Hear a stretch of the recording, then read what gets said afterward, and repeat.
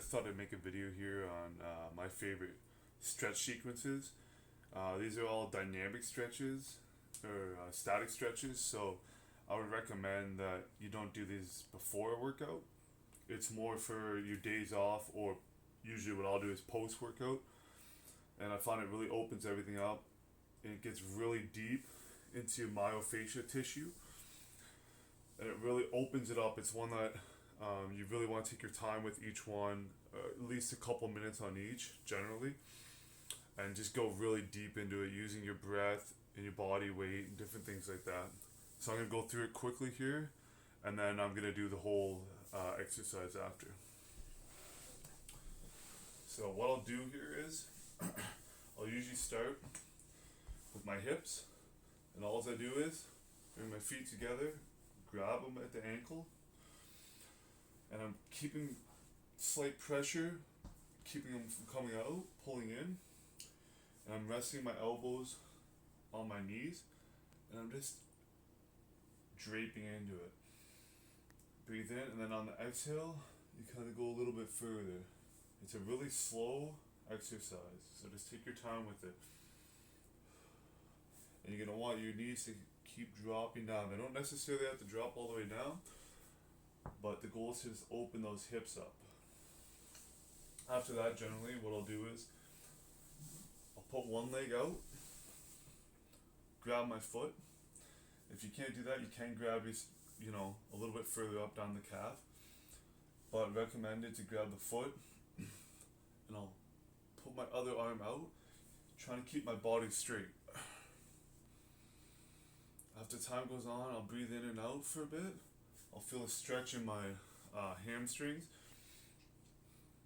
Then I'll turn my head and look out at my thumb and continue to breathe. After a little bit, maybe about 30 seconds in between each of those, I'll reach right over my head and just drape into it. Breathe in, and as you breathe in, you can kind of let off a bit if you'd like, and then exhale, go a little bit further. Breathe in, and then exhale. You just want to get deep into that. You'll feel, like I said, in your hamstrings, calves, but it also opens up your back, chest. So it's nice for that. And then of course you want to do the other side after. Same thing. After that, generally I'll take my leg, I'll plop it, my foot right beside my knee or thereabouts.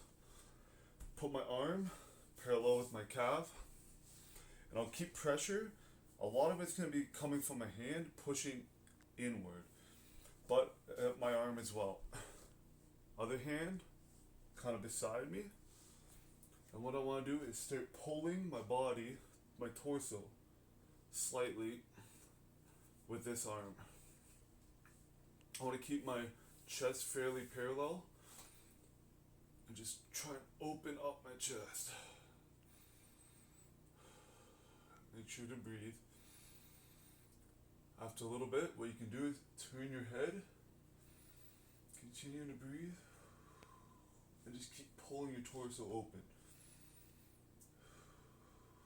You can keep pressure with this arm as well, and I'll push from my hand and my elbow against my knee here, against my leg.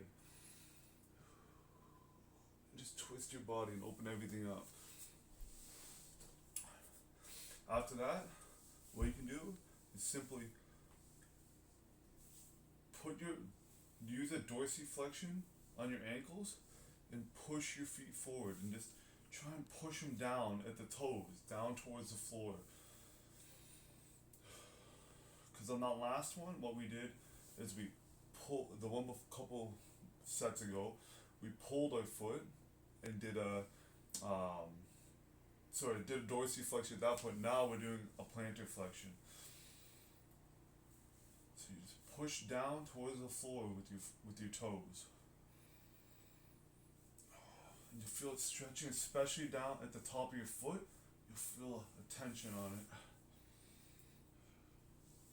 Make sure to breathe. That one you don't need to take as much time, maybe a minute or two. But at that point, what we're going to do is we can keep it there if we like. If we felt like we didn't get too much of a stretch of the one where we're opening the chest, what we can do is actually just grab our toes at that point and just slowly pull with your hands towards your body, and then just drape your head and just fold into it. Inhale, you can let off a bit. Exhale, you can drape a little bit more. And just keep doing that for a couple minutes. Then, I don't want to forget about my shoulders and opening up my back a little bit more. So what I'll often do is, I'll simply put my arm right over my head and literally pull to the side. It's going to open up your back, it's going to pull on your abs, and it's going to give a little bit of tension on your shoulder. And you don't want to just pull yourself towards the ground while keeping your butt planted still as much as possible. And of course you go to the other side and do the same thing. And for the end, what I like to do is I'll take a rod that I have. If you don't have it, it's okay. It's not, I just started doing this a little bit more to try and open up my shoulders and my scapula. So I put a rotation on them. And all I'll do is, you see I grab it here, place the bar against about the midline of my bicep area there. Grab at the bottom. And you can do this standing up, it's a little bit easier. I'm just trying to show you. And then I'll pull with this arm right here. I'll pull it and put tension on it. Count to 5, 2, 3, 4, 5. And then I'm going to pull with this hand, I'm going to pull it this way, just slightly. I'm going to put tension. Now I'm pulling with my right arm, and I'm pulling towards my midline. Count to 5, and then now we can see if we can get a little bit further, pulling with this hand again. Count to 5. Same thing, pull with the arm under pressure. 5. And then we pull, see if we can get a little bit more out of it. 3, 4, 5. And that's all it is on that one. And that's a really good one.